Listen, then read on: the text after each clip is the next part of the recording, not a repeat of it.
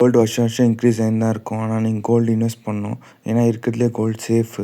நீங்கள் ஃபிசிக்கல்னா வாங்குங்க, இல்லைனா ஸ்டாக்கானா வாங்குங்க. நான் ஸ்டாக்காக வாங்கியிருக்கேன் பாருங்க. 2021 11 ஸ்டாக் வாங்கியிருந்தேன். 2022 ஒரு ஸ்டாக் வாங்கியிருந்தேன். 2023 500 ஸ்டாக்கு ₹53 வாங்கியிருந்தேன்.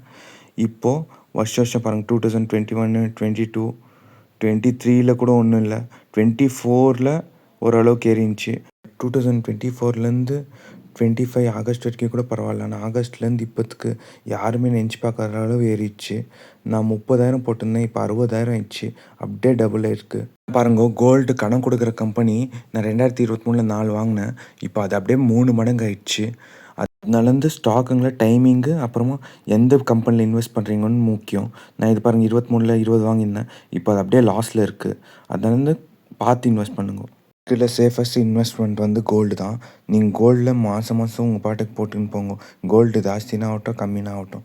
என்ன மாதிரி ஒரு வாட்டி நானும் மிஸ்டேக் பண்ணியிருக்கேன். கோல்டு நாளைக்கு கம்மியாகும், இன்னைக்கு கம்மியாகும்னு. அந்த மாதிரி நீங்களும் டைம் வேஸ்ட் பண்ணாதீங்க. இன்வெஸ்ட் ஸ்டாக் மேலாம் நம்பிக்கை இல்லைன்னா அட்லீஸ்ட் ஃபிசிக்கலாக மாதம் சேர்த்து வைங்க. இல்லை தீபாவளி போனஸ் அதெல்லாம் வருதெல்லாம் சேர்த்து வச்சு ஒரு கிராம் வாங்கின்னு வாங்க.